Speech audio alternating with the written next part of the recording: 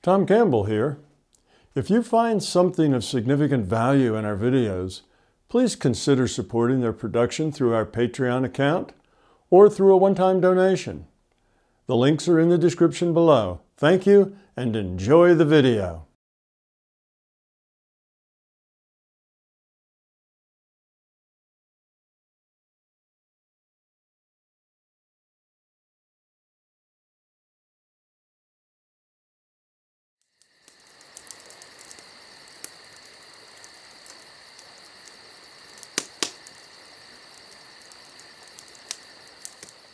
Well, welcome everyone to the 82nd Fireside Chat.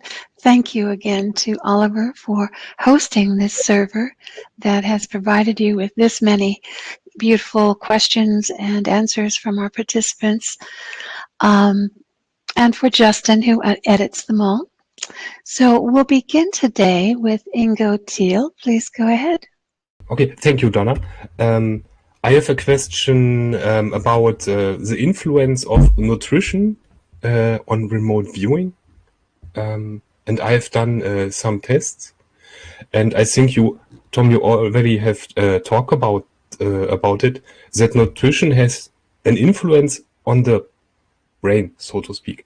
And if I do remote viewing exercises in the morning on an empty stomach, it usually works better than when I do exercises right after dinner. But normally the brain runs on glucose, and you would think when it have more fuel, it would work better. And you also said you train every day, and how you did that with the food. Because on the one hand, you have the feeling that your body needs energy, but on the other hand, it limits these mental, quote-unquote, abilities. Okay. Indeed, I can understand that when you do your remote viewing in the morning, it works better because your body or your physical system, your brain is in a very stable state. There's not much going on. It's been the same way for the last, 8 hours, and you're not changing anything. It's the change process that I think is the problem. Whereas after you eat, your body's in flux. The amount of glucose in your brain, the blood flow to your brain, all of that is in flux. So it's changing. And whenever you have a changing background, these subtle things that we're doing become just a little more foggy, just a little more scrambled. So I think it's the matter of a consistent, constant background in your physiology. And some people might ask, well, what does a virtual brain have to do with what consciousness can do? And of course, the answer to that is the rule set. This virtual reality is according to a rule set, and the consciousness can only do what the rule set allows, which means it can only do what our biology allows. So as our biology changes, then it can increase or decrease the constraints on what the consciousness can do. So I've read of those who fast just in order to get clearer meditations. Now, I've done fasting before, and I've also found that 4 or 5 days into the fast, meditation gets simpler, easier, and probably a little more profound. But it's the same thing. 3 or 4 days into a fast, your biology is kind of at a constant. It doesn't have a lot of changes going on. It's a very consistent, level playing field, if you will, a level background. So subtleties become easier to pick out in a very level, flat, what's the right word, still background. So I think that's what's going on there. Yes, all the time I was doing this, I was running 7 miles. I was running about 7 miles, about 7 minutes per mile. So I was running pretty hard. and sometimes even got down close to running 6 minutes per mile, but I couldn't sustain that for all 7 miles. I usually do that for about 5 miles, but didn't quite make that out of the 7. I wasn't that good. But in any case, I did not pile up on carbohydrates for that. I generally just did that in the normal course of my life. I didn't eat any particular way to enable me to run like that. And I was running probably at least 3 days a week. So I'd have a break in between. I wasn't running every day, but I would run at least 3 days a week, sometimes 4. I never found that a problem. I don't, I tend to avoid carbohydrates. Not entirely, obviously. Carbohydrates come with almost everything. You're going to get some carbohydrates even if you try to minimize them. But I try not to eat foods that are primarily carbohydrates. I guess I should put it that way. So I get enough carbohydrates on the side by eating foods that aren't primarily carbohydrates. And I don't find a conflict. It works just fine for me. So I think it's the steadiness of the background. If those glucose levels are stable and not changing, I think that gives you that calm or that steady state background by which subtle things become clearer.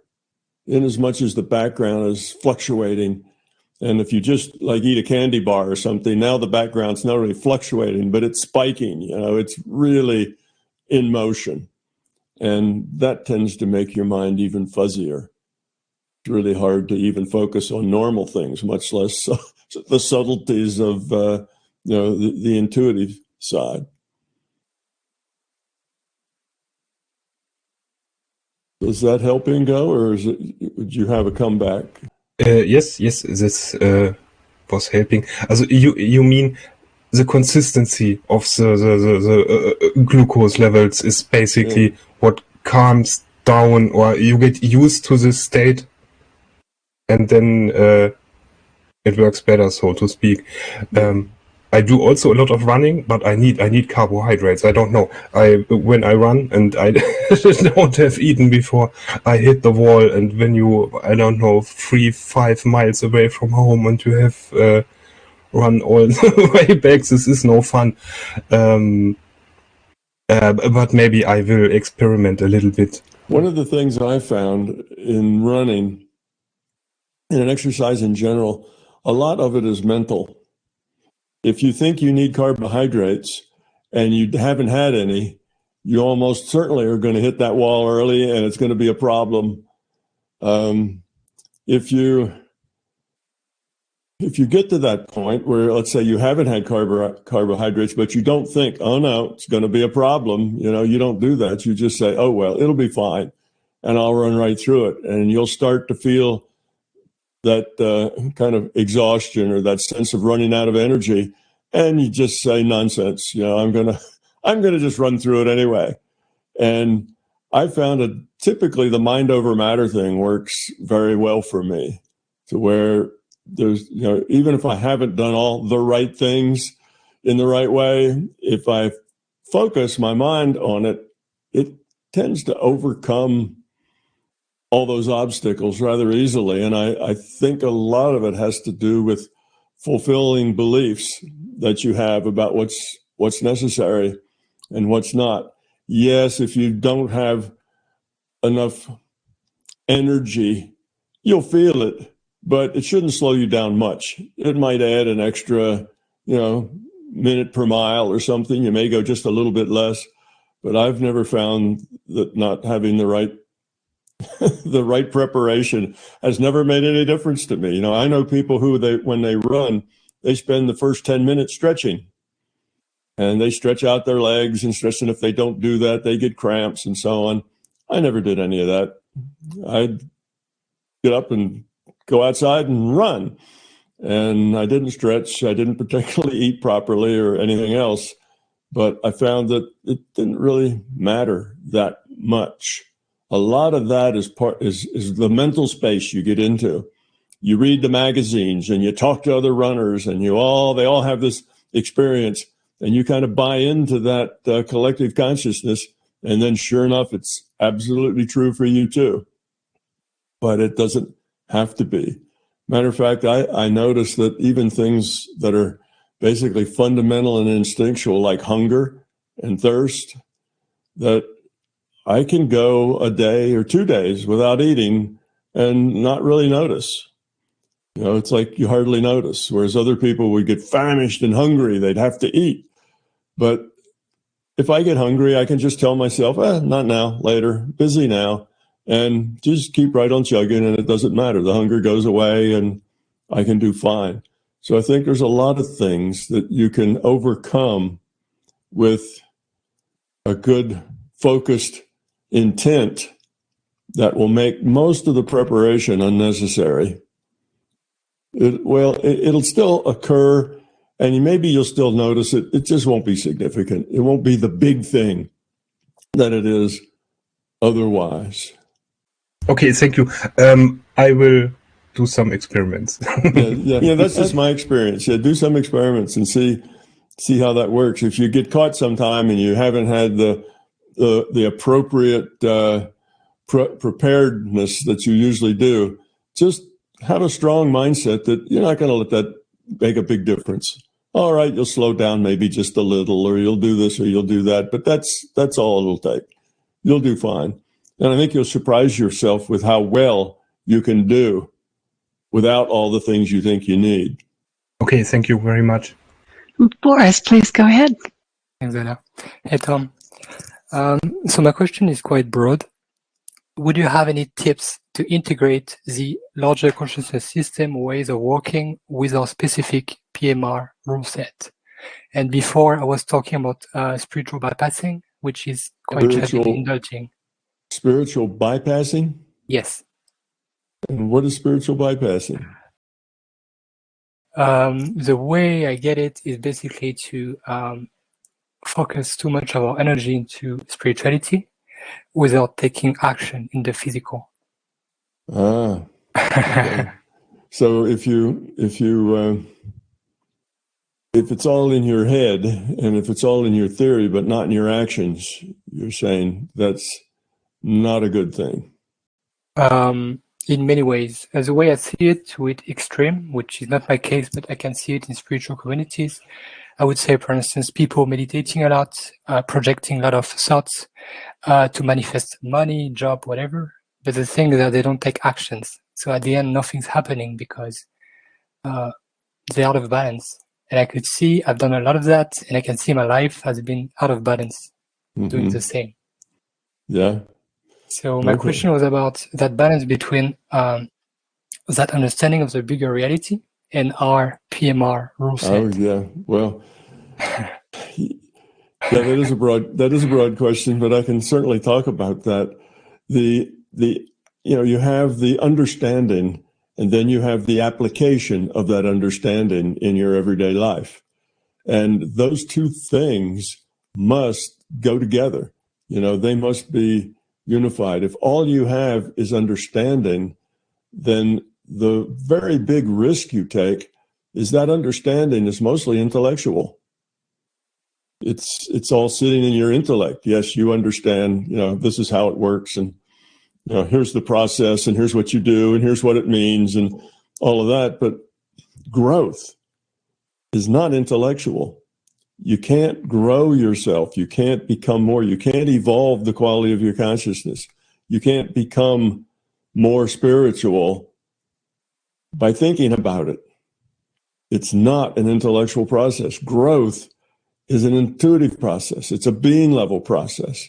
You have to be it, not think it. You have to be it. It has to be you at a deep level. And when you be it, it shows in everything you do.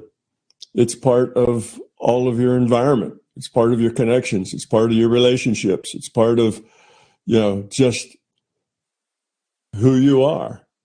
And that is required for you to really evolve. So if it's all in your head, then you will probably act more spiritual because you know how spiritual people are supposed to act. They're supposed to be kind. They're supposed to be caring about others. They're not supposed to be rude. They're not supposed to get angry. Then you can have this whole list of do's and don'ts. And people who do this in their heads, they tend to act in a way that they feel is appropriate for the spiritual level that they feel they're at or that they want to be in. Okay, so they act the way they think they should. Well, that's very civilizing. Everybody else in your life appreciates the fact that you don't get angry and that you try to be kind and nice. So it makes you a more pleasant person, but it won't help you grow up. It won't help you actually become spiritual. There's a big difference between acting spiritual and being spiritual. Acting kind or being kind, whatever, acting full of love or being full of love. These are just different things. And the being requires an expression of you in your everyday life. It has to be connected to everything you do, not intellectually, not because your mind says this is the right way to be. I should be mild-mannered. I should be nice. I should listen more than I should talk, et cetera, et cetera. You can do all those things, but if you're acting them, you're not really growing up. You're not changing who you are. You're not becoming somebody different. And growing up spiritually is a becoming process. You have to live it, not just act it. You have to be it. So that's really the key difference, is the being rather than the acting.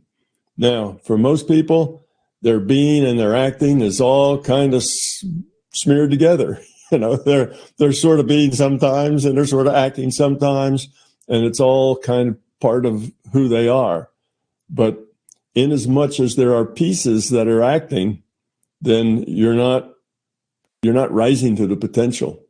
And if you're satisfied with that, if you say, well, okay, I act spiritual, so I must be spiritual. That's not the case. So that's the big difference.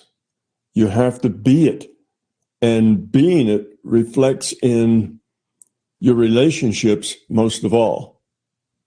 It'll reflect in everything you do, but it'll reflect mostly in your relationships with other people. When you're with other people and they do things that are annoying to you, do you kind of feel the annoyance but suppress it because spiritual people aren't supposed to be annoyed? So you smile and stuff it under the rug or put it aside, but you feel it just the same. If you are a spiritual person, that person can't annoy you. They don't annoy you. You never actually feel the annoyance in the first place. If anything, you hear that person, I don't know what they may be doing, complaining or something else.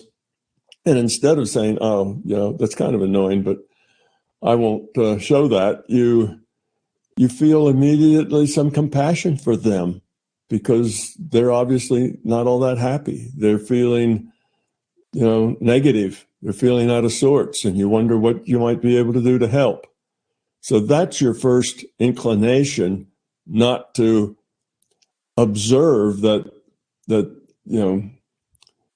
this person's angry isn't really what you think. You think, oh, this person's hurting. This person's having a problem, rather than this person's angry. Now let me deal with that anger like a spiritual person should.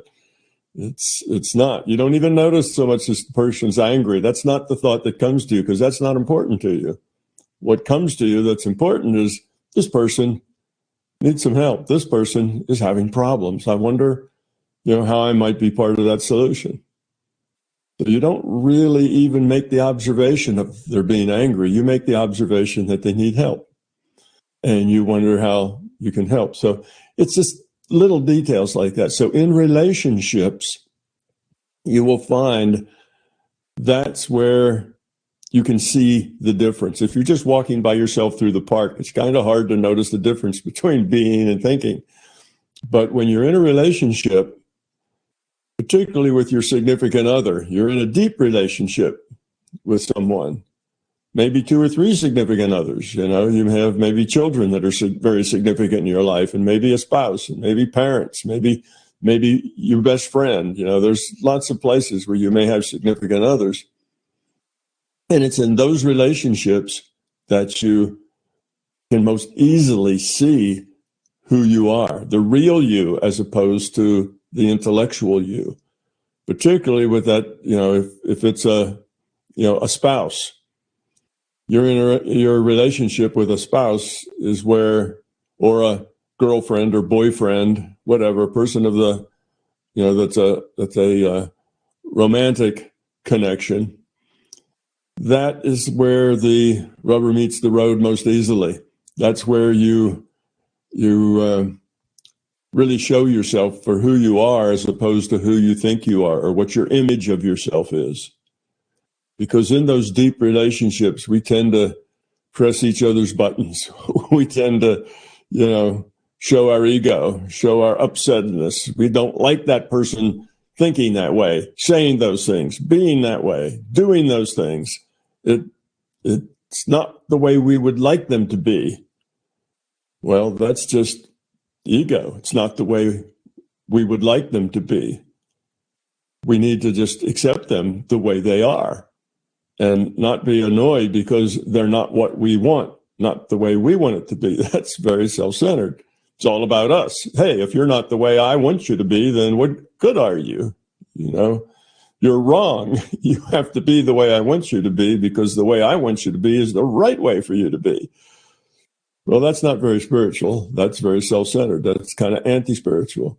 So in those relationships where we are aggravated and annoyed and upset and at crossways with other people, that tends to show us our negativity, our self-centeredness, or our lack of spiritual reality. So think of your significant other, all your significant others, as your teachers. These are the people who can most easily upset you, annoy you, aggravate you, make you feel negative. And the reason you feel negative isn't really because of them, although almost everybody wants to blame them. So-and-so makes me feel angry. It's because of you, your choice. It's because of your ego, because of your beliefs. They're crosswise with your beliefs. They don't believe what you believe. They don't see the world the way you see it. And once you realize that everybody lives in their own reality, you should expect people not to see the world the way you see it. You know, your reality is unique. Other people's realities are unique to them. Now you need to have a relationship with somebody who lives in their own reality and allow them to have that reality. Accept that, because you can't change it. It is just the way they are. And everybody feels that they know how everybody else should be. Obviously, that just creates a lot of trouble because there's a lot of disagreement there. So that's why it's important that you pay attention to relationship, but basically to be authentic. You see, one's authentic is as they are. The other is living in an image of who they think they should be.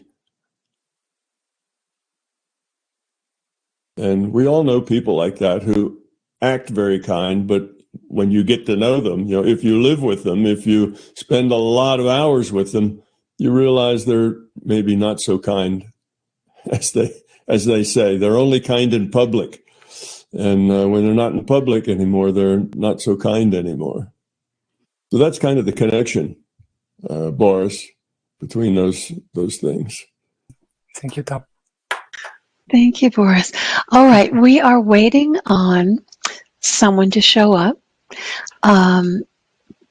There are a few that are late. Ingo does have a follow-up question. If you would like to go ahead, Ingo, please do. Yes, thank you very much. This is a different topic. Tom, you talked about the Fermi paradox sometimes, and I was thinking about that. And you said we live. Also, this is a probability-based virtual simulation we lived in, and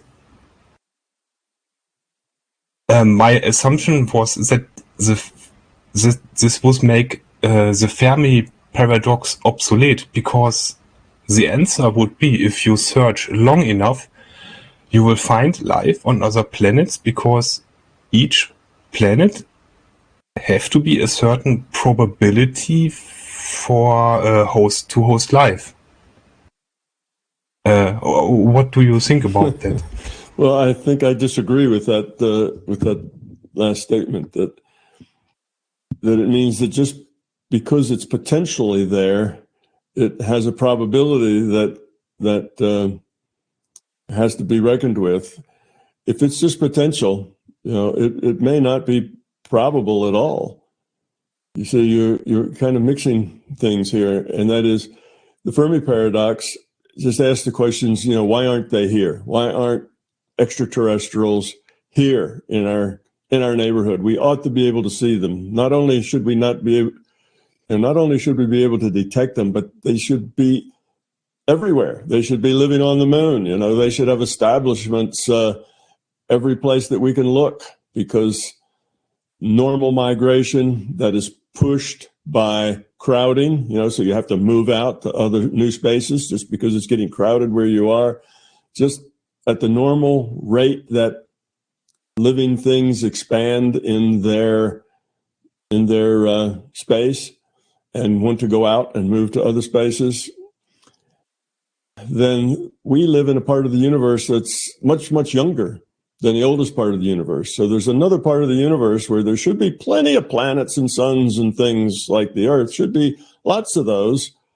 And they're 1 billion years older than we are. In other words, they've been evolving for 1 billion years longer than we have. Well, they should have technology that's 1 billion years more advanced than us, at least some, and 1 billion years is an awfully long time. And given the pressures of population, they should have been here. They should have come through this part of the universe and on past it a long, long time ago.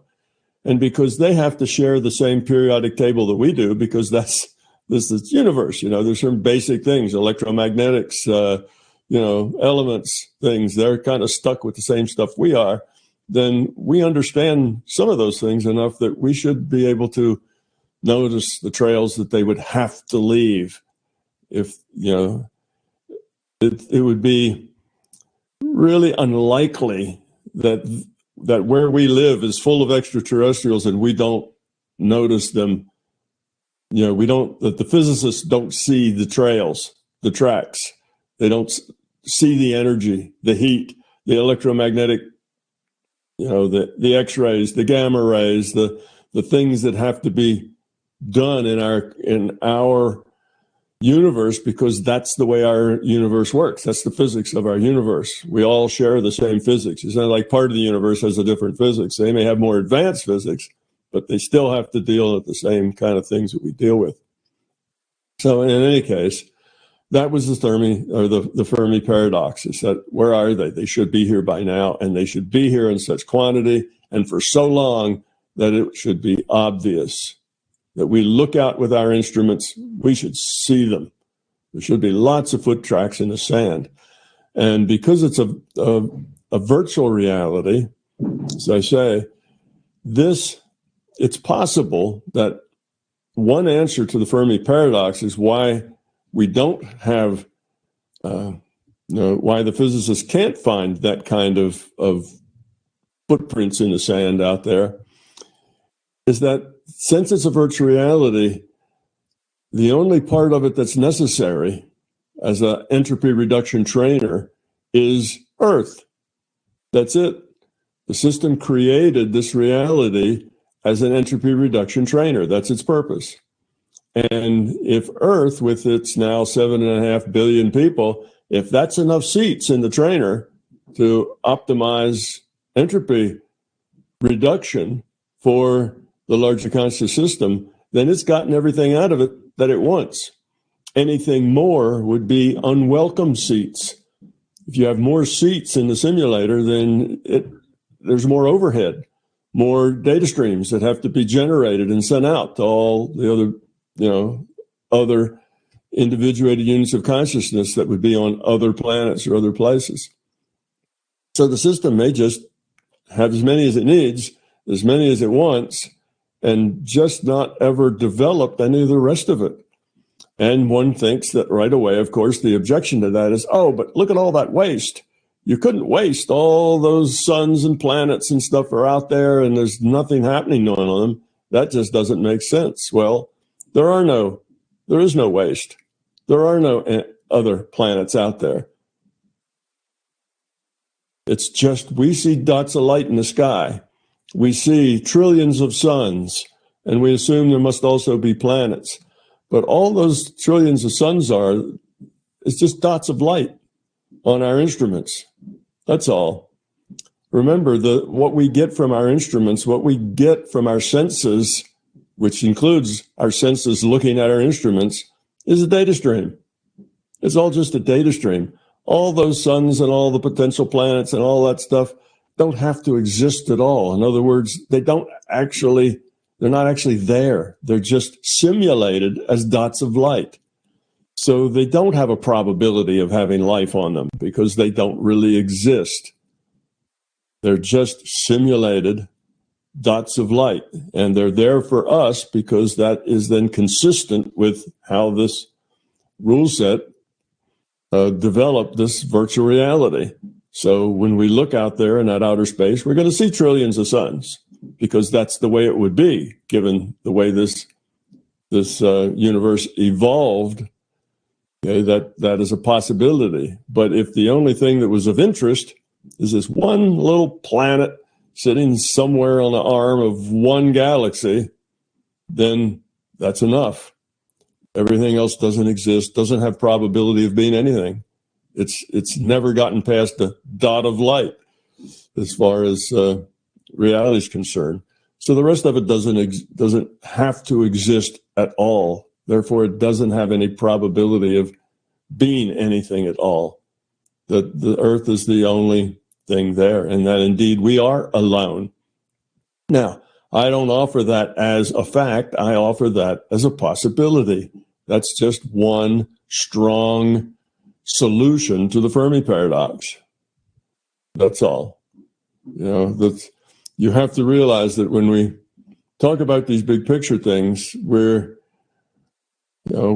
talking about possibilities. If I were to tell you, yeah, and that's the way it is, and it can't be any other way, well, that would be a good reason not to pay any attention to what I say, because there is no certainty about these things. You just look at the possibilities. This is one of the possibilities, is that we are alone. This is a virtual reality. And all of that stuff that seems like it's potential places for ETs to live doesn't actually exist. It's never rendered at any more level of detail than a dot of light. That's it. So that is a possibility and should be seen as a possibility. Now, I'm sure other people will have other viewpoints like, well, I saw an alien. I've been in an alien spaceship. I've got alien artifacts. And yes, but all of those things are nothing more than what's in your data stream. This is a virtual reality. A virtual reality is your reality is created by the data stream you get. And that can include aliens and alien spaceships and, six-legged creatures and creatures with, little pointy green ears and all sorts of things. It can include all sorts of things that are not, don't seem to be, what can we say, causally related to our planet. They don't have to be. It's just information in a virtual reality. So a possibility. That's all. Just a possibility. Okay, thank you. What I'm thinking about was they do these analysis with this telescope where the planet crossed in front of the sun, and then they analyze the light spectrum and assume or measure what elements are in this atmosphere of this planet or something like that. And I was thinking about if you are in a probability-based reality and you do this often enough, I don't know, 100,000 or a million planets, maybe then in a probability-based reality, it is likely that you find one planet with life. But that's only true, Ingo, if all those things actually exist. If they've never been rendered other than as a dot of light, then there isn't anything there. And we may go look, and we may look at it and say, here's its atmosphere, and it's got this, and it's got that, and life could go on there. And that's probably true in millions of places. Well, all of that's just probability. It's just data in a data stream. It doesn't necessarily mean that the rendering engine has rendered that thing anything more than what the telescope has seen. So it may never have been rendered to have life or to have anything else. So the telescope looks at it, and we get an answer. If what we have are enough seats in the simulator, then any more seats just cost more overhead and don't return much. The rest of it would never have been allowed to evolve past that. Because it's unnecessary, more seats than required. So that's the possibility. Now, of course, there's other possibilities, and that is that all those things, there's literally millions of planets out there, that have life on them. That's another possibility. It's just you have to look at these possibilities, and if that's a possibility, then the Fermi paradox becomes a serious paradox. Well, if that's the case, and there's millions of those out there, and they're all through the old section, then where are they? Why don't we see them? Why can't we see stray, electromagnetic radiation? Because they have to deal with electromagnetic radiation too. When they, the things that they do have to work with the same physics that we have to work with. The physics goes with the universe, not with the planet. So if they have to deal with the same physics we do, even if they know a whole lot more physics than we do, and we're still in baby physics and they're in advanced physics, still, their advanced physics still has to have some things that we should be able to see, because physics is physics. They still have to have momentum. They still have to have gravity. They still have to have E&M. They still have to have all these things. They still have to be limited by the periodic table, pretty much. That's what's here in the universe. And if so, we should be able to spot, it's like, you're hovering over New York City, and you look down at New York City and you don't see anybody. It's empty. You don't see anybody at all. And you think, surely if there's life in New York City, we should see, somebody should be out on the street. There ought to be at least one car on the highway, but we don't see anything. So then we come to the conclusion that there's nobody in New York City, rather than, well, they're all there. I'm sure they're there. We just can't see them for some reason. That's kind of where you're going with that. We know they should be there. We just can't see them for some reason. But that's a big stretch, because the Fermi paradox is a pretty strong paradox. It's they have to be dealt with logically, I guess. And looking at it from a virtual reality is just one possible explanation. I think it's probably the strongest explanation for that the system doesn't need any more seats in this particular virtual reality. It's got enough. If every planet that could sustain life that is possible within a universe like ours, maybe be way, way more IUOCs than is useful to the system. So it's just never developed any of the rest of it. Okay, thank you very much, Tom. Mm-hmm. All right, Carolyn. Hi, Carolyn and Eric. Go ahead, please. Hello, this is actually Eric's brother, Norman. Nice to meet you all. Yeah, good to meet you, Eric's over Norman. Eric's here. Oh, yes. Yeah. Yeah, I did want to ask, it's not really a question, I just wanted to have your thought on it, because I am a person that grew up in nature, and I do choose to spend most of my free time in nature, and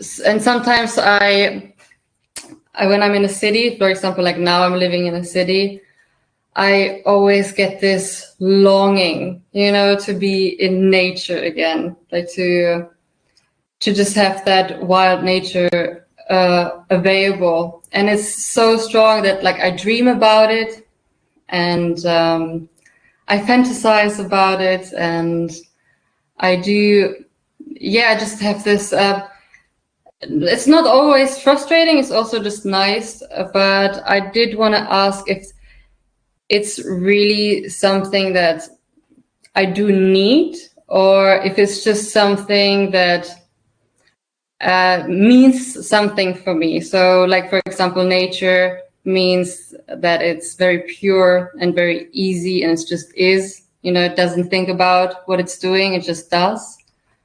So I do sometimes wonder if it's maybe just that I'm longing for, or if it's a bit of both. And I don't know, I just wanted to have your intake on it, because I do think it's a bit of both, but sometimes it gets frustrating that I'm not in nature. So I just wanted to.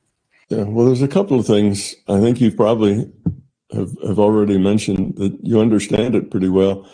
One of the big pulls for being in nature is that it's simple. When you are just out in the woods, particularly by yourself, there's no requirements put upon you. There's nothing that you have to do.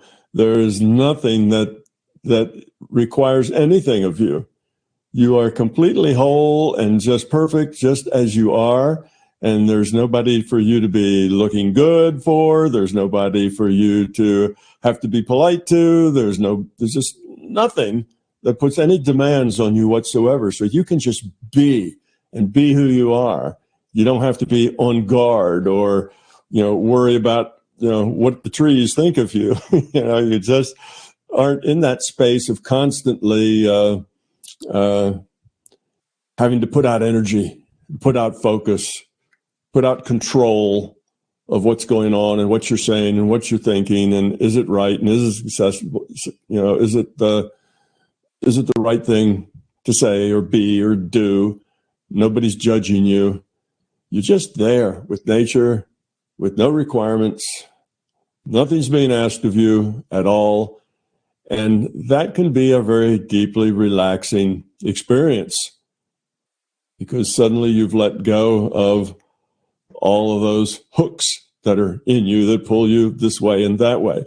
As soon as you're in a city, well, it's almost just the opposite. There's things pulling and pushing at you all the time. There's always sounds and smells and people that you have to not run into, that you have to get out of the way of, and traffic to watch out for, and people to connect with, and places you're supposed to be, and schedules to meet, and on and on and on and on. And that can be energy draining. That can be exhausting. And it can make you feel like you have to constantly be on, ready, aware. And in the nature, you don't. You just have to be yourself. So there's that component, which makes nature very peaceful and accommodating and nice. But you don't really need it in a sense that there's some part of you that is just so connected to nature that you just have to get out in those trees and forest and brooks and natural places in order to kind of unwind. It's just that need is because of the feeling of all the things pulling at you when you're not there. Well, you can get rid of all the things that are pulling at you just by changing your perspective and the way you look at things, the way you see things, how you interpret your reality. And then you can be the same way you are when you're out in the deep woods by yourself, even on a crowded bus driving through a noisy city full of bad odors. And you still don't feel pulled, and you don't feel, under anybody's microscope. You don't feel, that you have to be certain ways to fit in or to connect. So in a way you need it because that's where you are. You have a certain amount of ego and beliefs and fears, which all get triggered when you're in and around people. Don't get triggered when you're not around a lot of people. Well, there's two things you can do. You can go out in the woods and now you're not around people, or you can get rid of those fears, ego and beliefs, and then you're not triggered in the city either. You're still that centered, confident, feeling all right person, even though you're in a city. So you need it, yes, but you don't really have to have it if you grow up beyond it. If you grow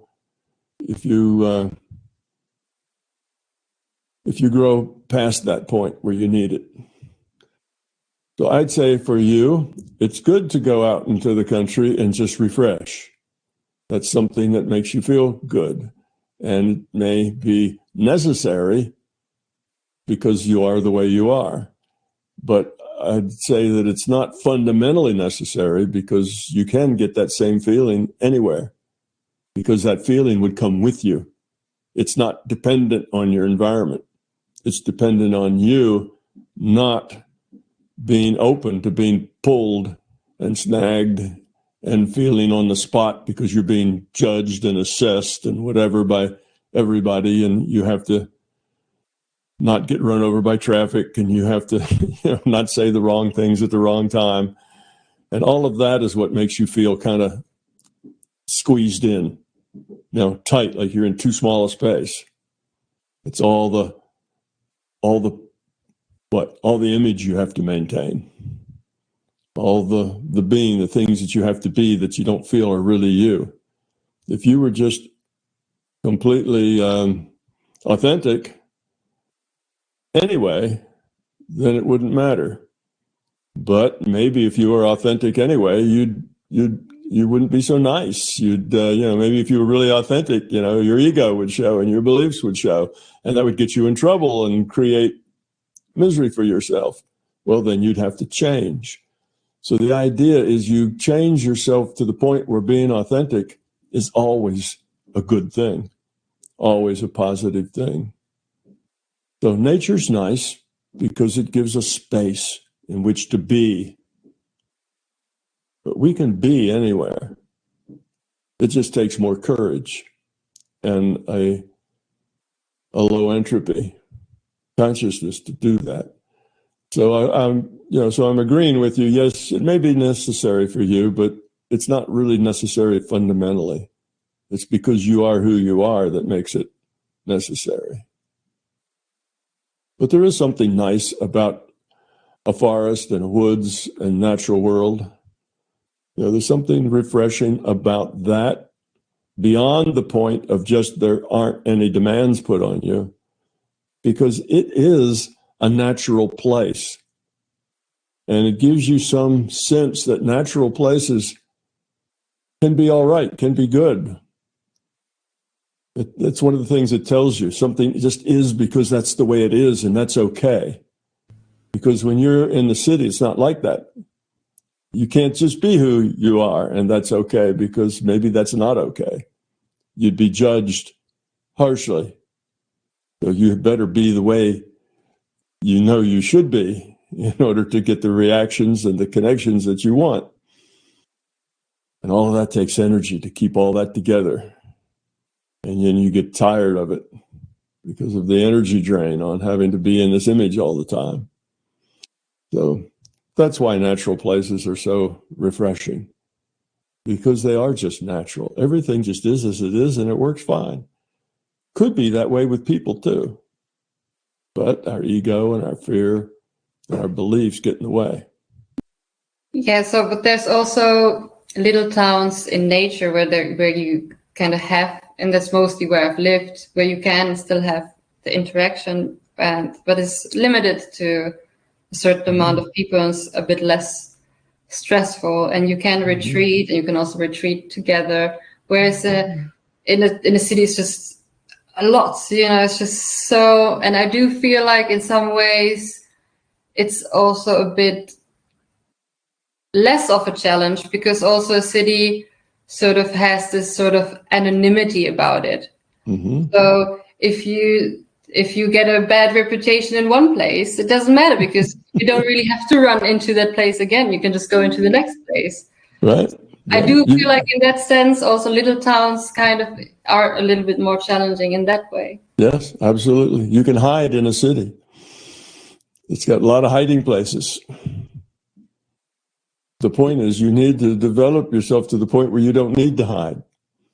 You can just be who you are all the time. And that's okay. And it doesn't require any extra energy. That's really where you want to be headed, not finding a comfortable place where you always have a hidey hole where you can retreat or you can lose yourself amongst the crowd. Neither one really is the right solution. Those both are temporary solutions. The final, the real solution is to be at ease and comfortable and be who you are and be comfortable with that everywhere,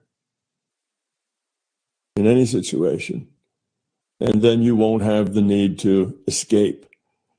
That's kind of the need you're talking about, the need to escape out of the life that's just, clawing at you all the time. And it needs you to do this, we need you to do that. And you want to escape. Well, the escape is not necessary if you don't have the ego and the beliefs and the fear that you need to escape from. So sure, go to those places, take your time out if that's what you need, but also learn to be more at ease wherever you are. Yeah, I do feel like it has, I have not benefited much from this sort of warrior path, because I always tend to, I think I sometimes want to take up on too much of a challenge. I do feel like everything negative is about me, and then I think, I can do it. But sometimes I do feel like also that I kind of feel like I take on too much on myself because I get triggered sometimes in so many ways. And I do see that there's an option, and I do tell myself, okay, stay positive. But then I get thrown out in that sort of fear, and all my buttons get pushed, and sometimes I have to recover from that for a day or two. Like I still sort of carry that with me. So I do wonder if that's healthy, because I do know, okay, it's my fear, it's my responsibility. But then I don't know, should I not also respect the fact that I have it and sort of take it a bit slow? Because I always when I talk to you, I always get so motivated, it's like when I talk to you, everything is possible, and it's like, actually I can just get rid of that, I can just be different. But then in reality, in life, it's just very different. Yeah, you're probably trying to take too big a step. You're probably trying to take too much on, and then you get overwhelmed by it. Then when you get overwhelmed by it, it's even worse than it was before, because then you kind of crash and burn, and now you need a place to escape. And then you go through cycles. You go through a cycle where you're out there and you're going to do it, and then you crash and burn, and now you have to escape. And if you just cycle around through that, that's not really helpful.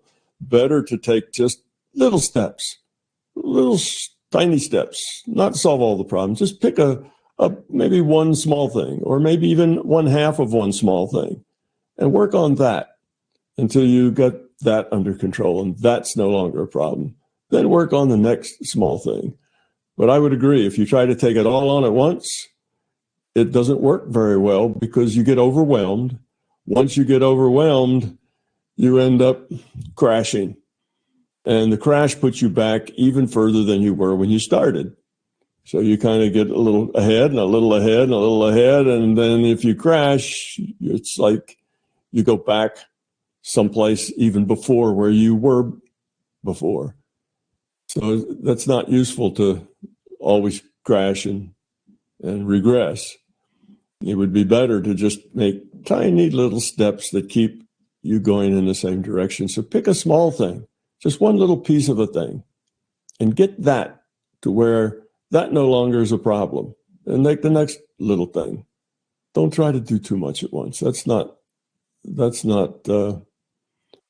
helpful in the long run. Just a little bit at a time. Something that you can do that doesn't require too much stress, doesn't require too much change.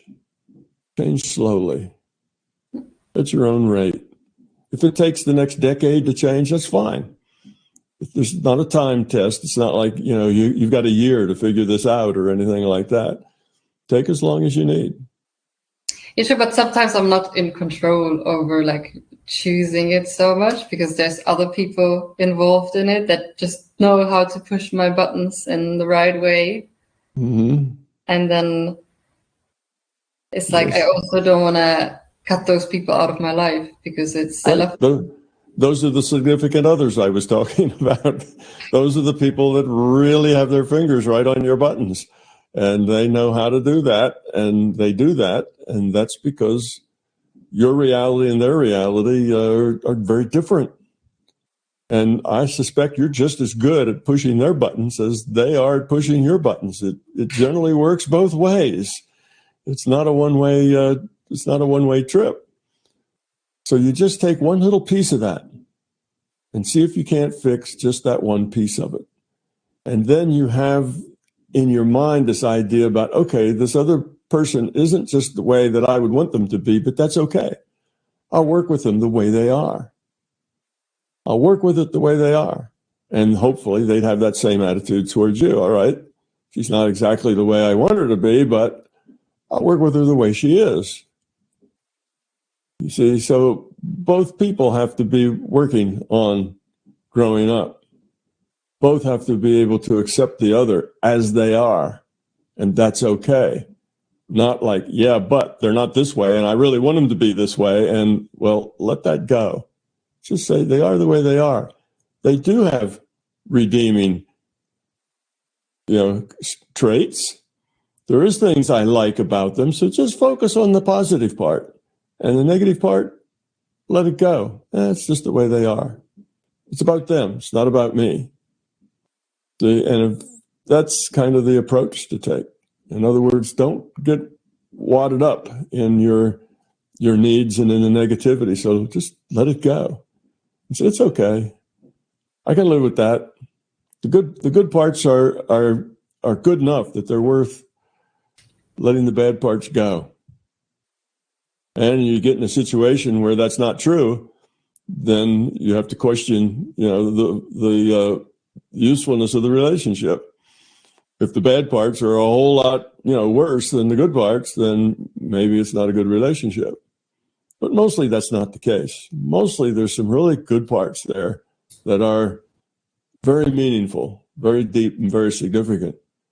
And just play to those and let the rest of it be the way it is. Now, you can mention the rest of the stuff. You just don't get uptight or aggravated or upset with it. You just let it be. Let it pass. So that's you have to work slowly, Caroline. I think you do try to do too much. You want to get to the end point too quickly. You want it all to be fixed, next week. And when it isn't, you get upset. But it's not all going to be fixed next week. This idea of growing up is a lifetime thing to work on, and it is for everybody. Everybody around you is trying to grow up too. All your friends, all your acquaintances, all the people they're also struggling. They're also struggling with who they are. They're struggling with their fear. They're struggling with their, with their beliefs. They're struggling with their egos. And if you kind of see that everybody's in that same boat of struggling, then it can be maybe a little easier to give them a pass now and again and just not get so upset. Not take it so seriously. And another thing you can do is use your imagination to go to the woods. Get into a good meditation state and go to some quiet, serene, beautiful place and just hang out there for 15 or 20 minutes while you're meditating. Just be there, feel it, see it, smell it, hear it.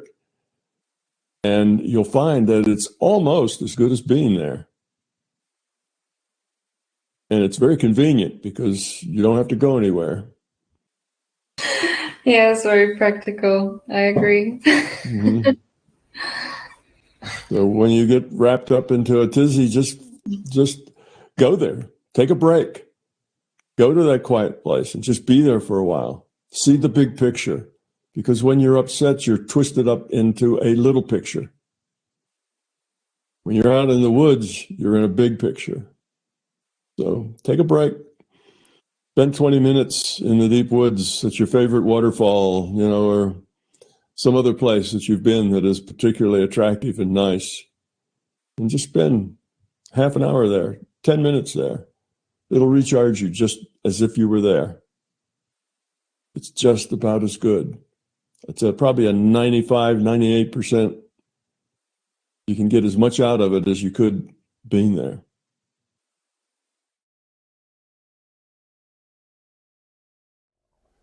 Tom Campbell here. INMBT Events. Hope you liked this video. We now have well over 1,000 hours of free video on this user-friendly, ad-free YouTube channel.